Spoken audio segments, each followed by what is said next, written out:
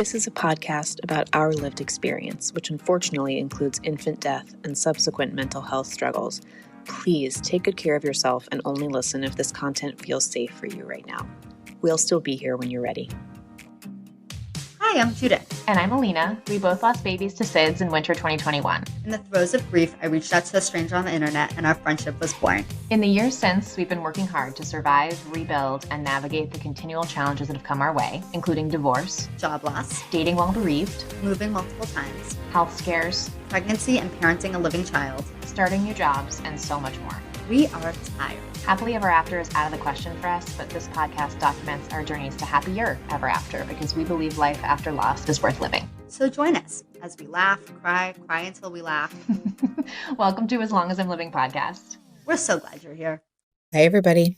This episode is going to be a little bit of a different type of episode. These are all clips that I recorded throughout the week leading up to giving birth to my daughter. So this is that last hellish week of my pregnancy. You'll hear in the clips, but I was not well mentally. I was really, really, really worried about her dying. That's like an understatement.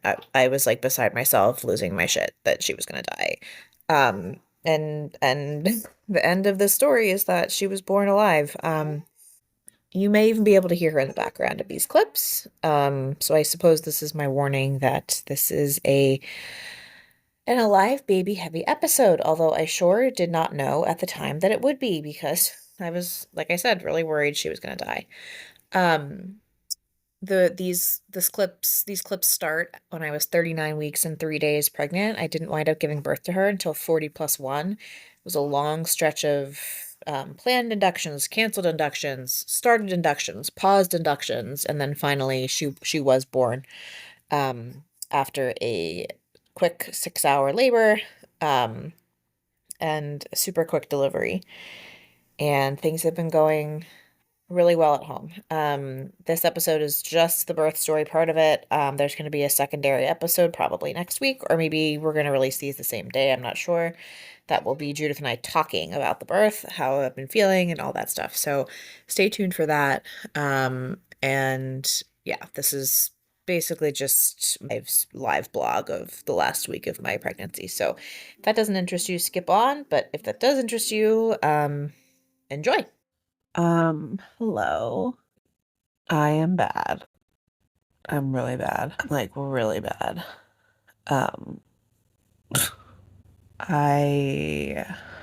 I got put on the induction list. I begged today at the midwife to be put on the induction list. Because there's nothing physically wrong with me or the baby. It's considered an elective induction, despite the fact that I am, like, mentally not okay. And I'm feeling like, just like a lot of things, like disappointed in myself that I didn't advocate harder. And, sorry, the way the inductions work is unless there's like a medical necessity, physical medical necessity, you just get put on a list and they just like go down the list. So like if there's room to bring in an elective patient, they call you. So I could get called tomorrow at noon. I could get called tomorrow at 9. I could get called, she said,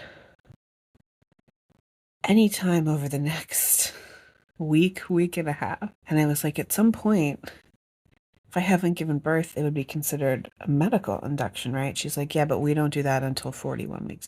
41 weeks? I mean, just take me out back and shoot me at that point. Like, I'm so done. Okay, I'm going to try not to get worked up. Tyler was at the appointment, and he was like, Lena, she's not saying you're going to have to wait to 41 weeks. Like, I'm going to get called sometime this week. But, like, I got checked today, and I'm less dilated than I was with Quinn at this point, which is, like, first of all, probably a sign that my due date was wrong. But, like, that's not a good sign that I would give birth to this baby sooner than I gave birth to Quinn, which was 40+3. And that would be a week from today. I can't go that long, you guys. Like, I can't do it. I'm very bad. And I basically don't feel like a safe place for this baby to be right now. Like, my body doesn't feel like a safe place for this baby to be, and I feel like I need to get her out. And no one's helping me get this baby out. Tyler's gonna call tomorrow and read the doctor's the riot act, because I just had like, it was like really bad. I had it's bad. It's bad over here. I'm not it's bad. Uh, oh, that was a doozy bummer update. Here you go. I'm gonna hopefully look back on this in a week with an alive baby in my arms and be like, whoa, I was off the deep end. I hope that's what happens, and not that she dies. Okay, bye. Hi, present day Alina here. I'm just realizing I don't have a clip talking about this, but a couple nights before my daughter was born, I actually checked myself into the hospital because I was having what I knew was a panic attack, but I also literally felt like I was dying and like something was wrong with the baby and I was losing my mind. So the next clip is the next morning, talking a little bit about that experience, but Judith and I do talk about what that was like in our recap of the birth episode. But I just wanted to let you guys know that there was a whole little incident in between the last clip and this next clip, of me checking myself into the hospital. I did just get discharged, and everything was fine, but I mentally was just deteriorating.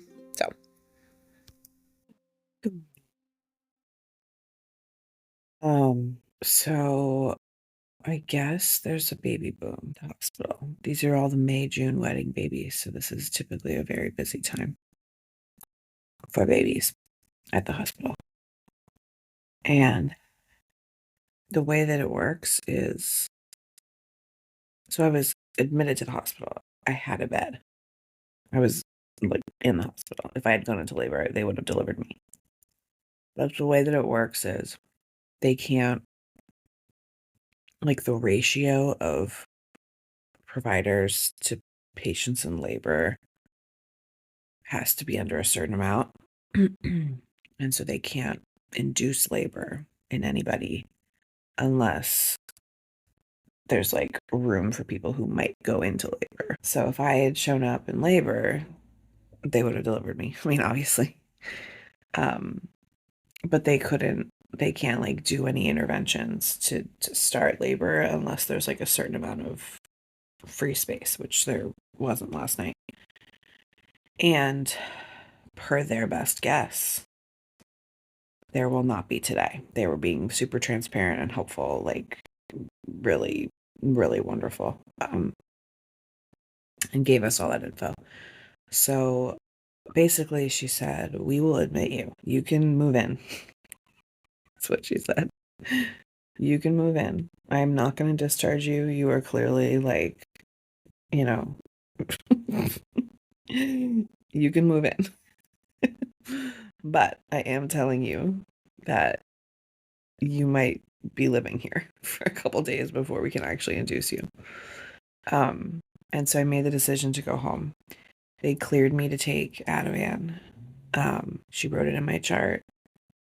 So I went home, I took Ativan, and I did sleep a fair amount. I had really terrible dreams about the cats being dragged along on a journey that wasn't safe for them. Wonder where that came from. A little transparent there. And so I'm just gonna relax today. I definitely am feeling like it's unlikely I'll go into labor on my own, just because I'm so like agitated and like stress hormone filled, like cortisol hellscape. And so I have a feeling my body is not gonna be like, great time to have a baby. So I think we're pretty much just waiting on an induction. And so I am just gonna try to relax as much as possible. They've cleared me to take Ativan to sleep, so I'm gonna do that. If I start to feel panicky, I'm taking Ativan. I do have an appointment today with my favorite midwife. So we're gonna go see her. I have a feeling that she's gonna do her very best to get me to be induced, but it honestly sounds like it's just like literally not in the cards unless I'm having a medical emergency, which is fine, I guess. The midwife last night though did say if I ever feel like I felt last night to just call and I can go in and get monitored for an hour, and if that helps, like that can be part of my scaffolding of support if I need that. So that was reassuring. And I just gotta get through the next however long. And they will induce me for medical reasons if she has not come by March 7th. Having pancakes for breakfast in bed. There's cats. It's gonna be okay. Sorry, one last thing. In a way, I'm super glad that we didn't deliver the baby last night because that was like the most horrific, like calling the doctor, like hysterically crying, like walking to the car, feeling like I was walking to the like guillotine. Like the whole experience was so fucked. Tyler, we were joking, this was like a dry run. Tyler forgot pajamas, he forgot his phone. And we're only 5 minutes away. He could have gone back and gotten all that stuff, but like we were like, I don't know, I had to let go of knowing that I'm probably going to be induced. I've had to let go of the like going into labor. But I've been really leaning into the like knowing you're going to have a baby and going to the hospital and it being cute and packing all your stuff and picking a cute outfit, and it's all so silly. But I was so distressed last night. Like, this isn't how it's supposed to be. Like, this whole thing is like just not how it's supposed to be. And Tyler is so amazing and such a good advocate and so comforting and all this stuff. And I know he doesn't care, but I just feel sick for him that this is his experience with this. But okay, I thought that was going to be short. I'm going to stop because I'm going to start crying. But um, I'm glad last night wasn't the night because it was really traumatic for everybody involved. So hopefully we can just keep me a little bit more level, and then have a little bit more of a normal heading to the hospital next time. Oh, the trauma just keeps on coming. Update! I'm getting induced today. We're gonna go get lunch. And then I go in at 1. I'm so excited. Tyler's getting the last of the stuff and coming in. Also, some of that stuff is just stuff that Tyler keeps in the car, like jumper cables, but the rest of it is for the hospital. Having a baby. Who are you talking to? Sending an update. Julie and Audrey, we're having a baby today. I went to the hospital and we're gonna have a baby. How are you doing? Only slightly freaking out. We're ready to go at this point. This is significantly better than the alternative, which was not having. I'm ready to have this baby out of Alina. Okay. Here we go. You'll keep them posted if there's anything to update on, right? I'll update them eventually also, but if there's like anything that's significant that happens, like I die or something, you'll let them know. I'll probably let you. Okay, cool. Bye, guys. All checked in. We're all checked in. We're still waiting to hear like what the plan is going to be for the induction. I think we're going to go with a low key, low and slow induction. The way that they described it, it really sounds like there actually isn't room for me at the hospital today. And that they kind of like are squeezing me in. So they're not gonna like do super active induction measures, but that's fine with me. I'm just so happy to be here. Just so happy to be here. Can you hear that heartbeat? Oh my God. Yeah, so it might be a while before there's an actual baby, but I'm here and we're on monitors, and I'm so relaxed that I might fall asleep sitting up. Hello, hello. I have an IV. I have a bracelet. And a Everything's husband. happening. We're really here. What time is it? 7. They just did the shift change, and so they just did. We actually just started the induction, so I've been here for like 6 hours already. No complaints from me, you guys. I'm just so happy to be here. I'm so happy to be here. So we just started the induction. We're doing a Foley catheter bulb, which I've heard horror stories about, but it's very I don't even notice it's there. So it's the one where they put should I explain it? I'll just send a picture. We're doing a Foley catheter. So that in and of itself could kickstart labor. Or if it doesn't kickstart labor, we'll take it out after 12 hours, so tomorrow morning sometime, and we'll start Pitocin. So we'll just see how the night goes. Tyler and I are about to watch a movie, and I'm just so happy to be here. Hello, update. What time is it? 11 something. We're doing good. We're on Pitocin. Did I say that we did a bulb thing? There was a bulb thing. Foley bulb, if you want to Google it. We did that. It's out now. I'm dilated to like a 3 or a 4. I was just saying to Tyler, I am so relaxed. Like I am in labor at the hospital, and I am so relaxed. I've been like inches from sleep the entire time we've been here. I think my body has been white knuckling.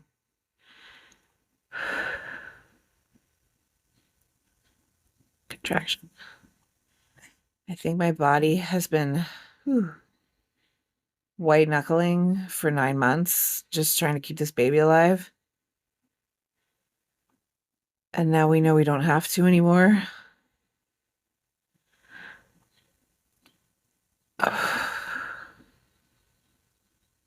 And it is so relaxing. In the middle of a contraction, I'm like, this is so relaxing. I feel like I'm on vacation. You guys, I am so relaxed. Okay, this is gonna be a quick video because I've got nothing to say. My induction is canceled. Postponed. Postponed. There's a bunch of emergencies. It. There's a bunch of distressed babies on the floor, and obviously, I want them to be safe.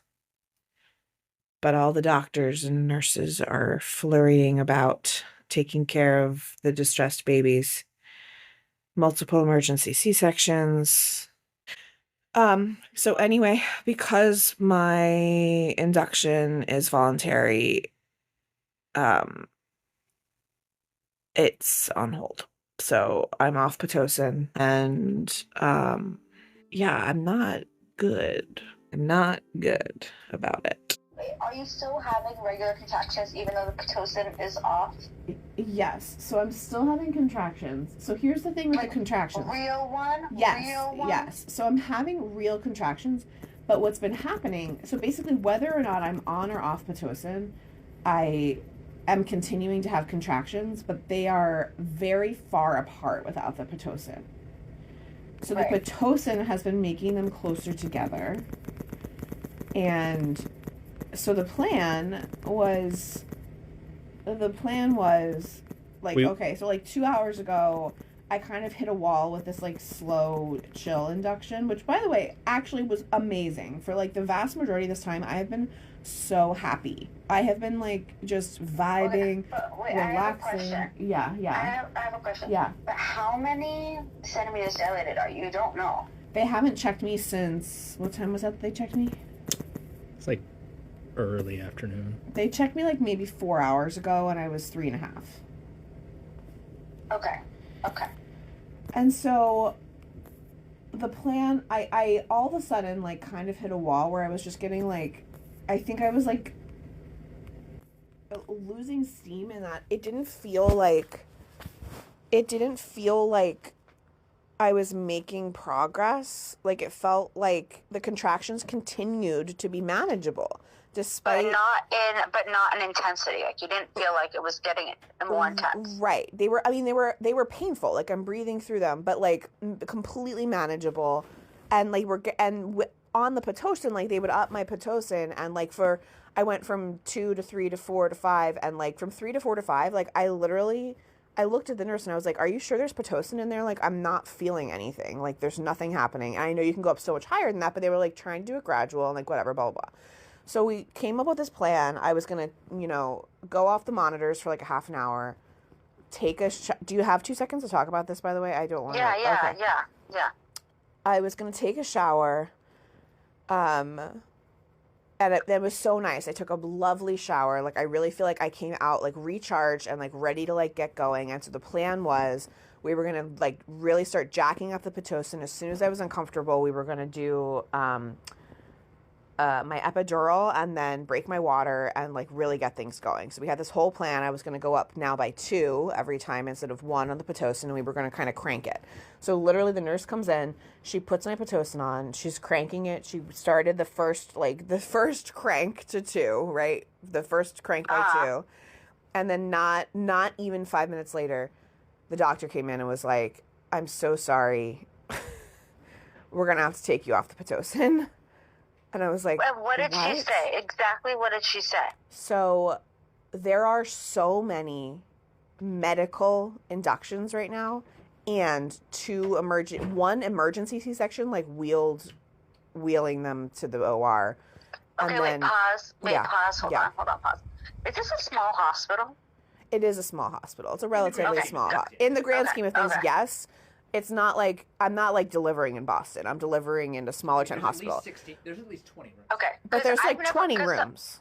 Like, it's not like a little like podunk hospital, but it is like a regional hospital. Yeah. Because they have like 2. Okay, so then what happened next? So they have literally like one emergency C-section that's like they have to get the baby out right now. And so this was the midwife who came in to talk to me. She's like, doctor was not planning to be doing a C-section right now, but she's in there with a patient doing a C-section.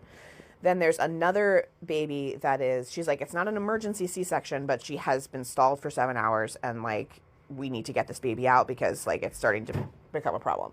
So as soon as the emergency C-section's done, the doctor's doing another C-section.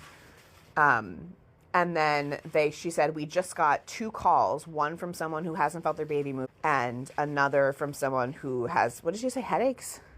There was something else. In addition to the fact that there were 2 or 3 other medical inductions on the floor. So everyone who was on the floor right now already was on Pitocin. And I guess there's some kind of a limit to like how many nurses They just don't want them all to pop out. They don't want everybody's baby to come at the exact same time.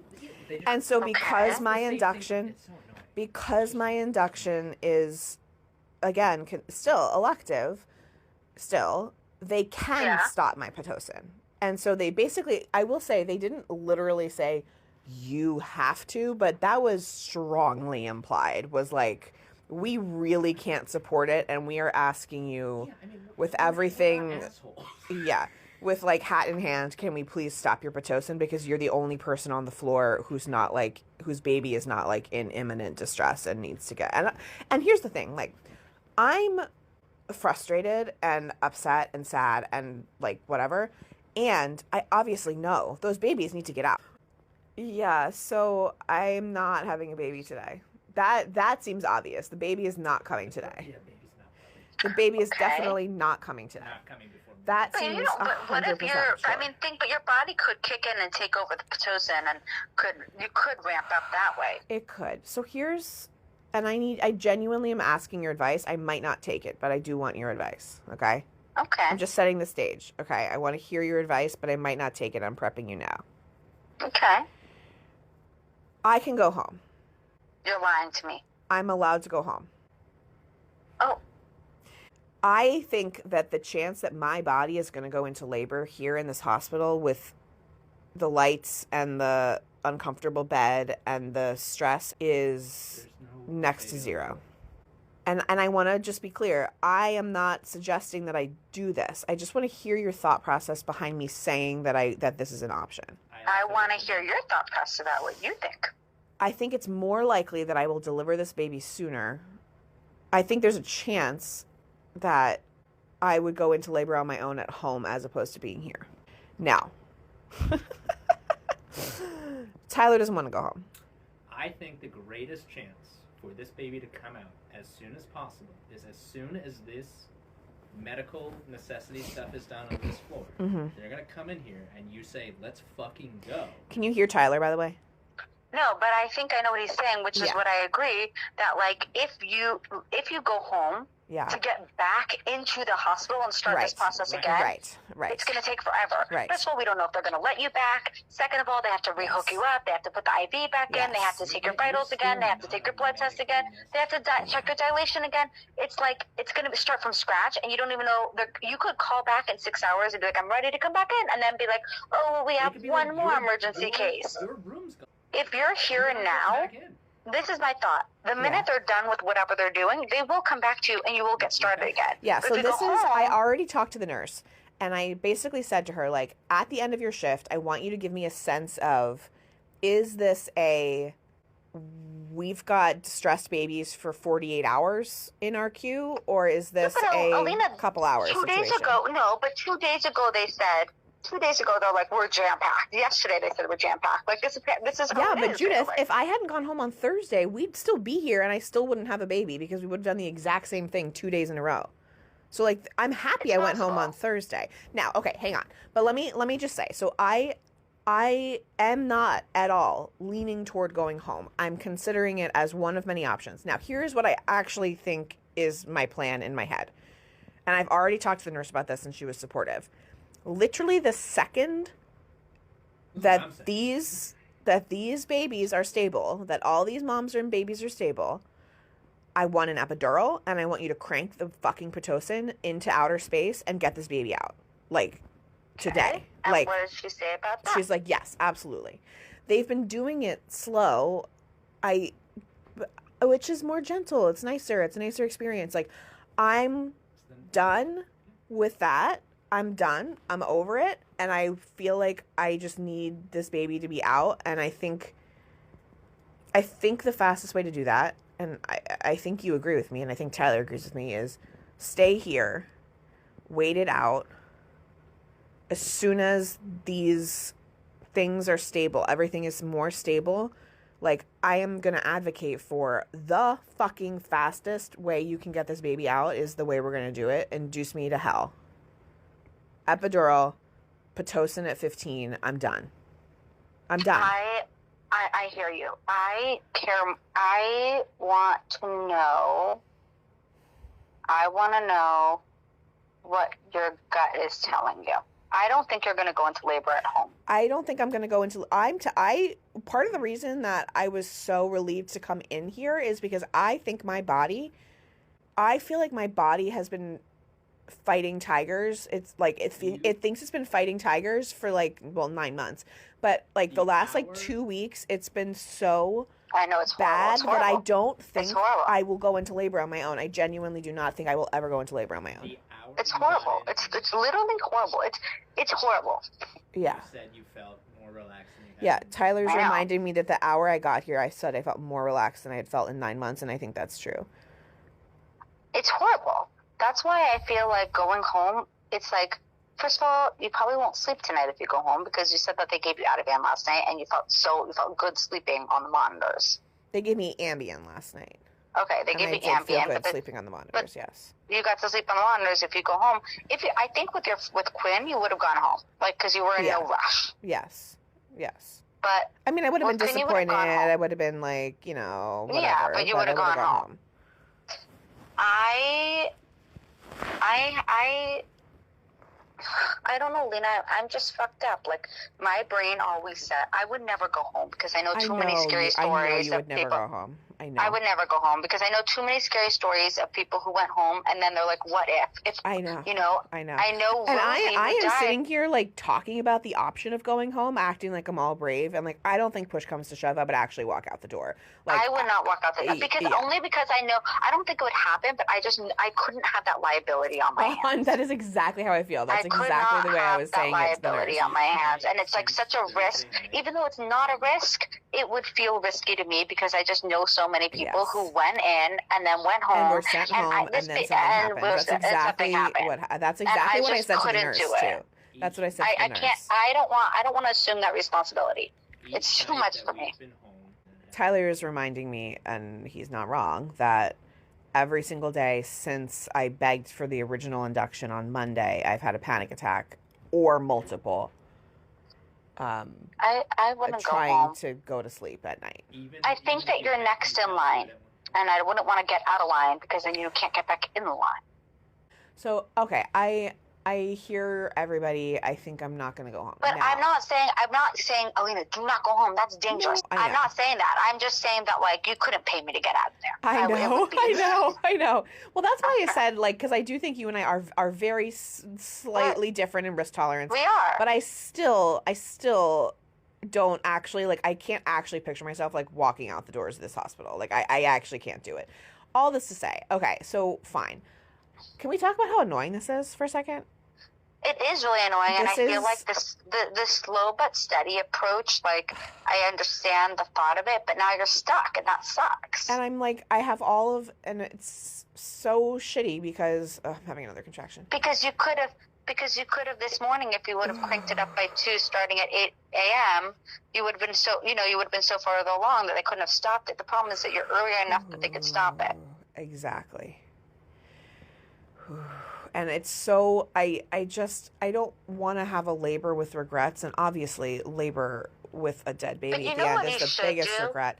But I have all these regrets. I'm like, I wish we had forced it more. I wish we had done whatever. No, I don't think that's it. Yeah, I don't think, you're still in the beginning of your story. And what I would do now if I were you. I just really want this baby to be born. It's going to be born. It's going to be born. Let me tell you what I think you should do. I think you should take off you're already off the Pitocin, okay? Yeah. Take it out and walk up and down stairs. That's how you're going to get this labor kick-started, you know? That's a natural way to get things moving. Go up and down stairs. Walk in circles. You lie in bed. That doesn't push things along. So try some natural ways, Judith, in the hospital. I got to tell you, I don't think this baby's coming naturally. Like, I don't think my body's gonna go into labor. Like, I think. So worst comes to worst, you walk a couple stairs. I know. I'm so tired. I thought I was done. I know. You are done. You are done. You are done. You are done. You're in the hospital. You are not leaving the hospital without an alive baby. You did it. You're there. You're there. I've never heard of this happening to anybody in my whole life. I have never heard of our hospital has been too busy for a week and a half to get this baby out of you while you are literally clinging to your mental health like sand in a sieve. I know. I haven't quite heard it either, but, granted, I've only delivered at the, huge hospitals, but I think it probably is normal, and I think it's probably, they don't seem concerned about it. They're not concerned at all. They have a whole protocol. Yes. They've already called in the extra doctors. They've called in the extra nurses. They have a whole plan. It's just... We just need to shake it up a little bit. We need to shake it up. We need to get out of the room. We need to go up and down some stairs. We need to, try different positions. We need to, zhuzh it up. We're not getting bored. I know you were bored 2 hours ago. That's the problem. You were bored, and now you're going to be more bored. Oh, my God. But we can record an episode. By the way, I've been recording this. Oh, good. Okay, so we just need to zhuzh it up, We need to, try something different and get out of the room. We need to refresh, blow dry your hair. Let's do your makeup, paint your nails. You're going to want pretty pictures when the baby's born. Let's zhuzh it up a little bit. Blow dry your hair, paint your nails. Tyler can go home and get you stuff if you don't need it. Change out of the hospital gown. Let's get into cute leggings and a tank top. You know, we're not having a baby. We're just having a change of scenery. We're changing the vibes. You can put on some music. You can, let's change the scenes. Let's go to the cafeteria. Tyler can get some smelly incenses and smell the room like lavender. Like, let's zhuzh it up. Go put on a cute outfit, blow dry your hair, put on your makeup, paint your nails, get ready for the photo shoot after the baby's born.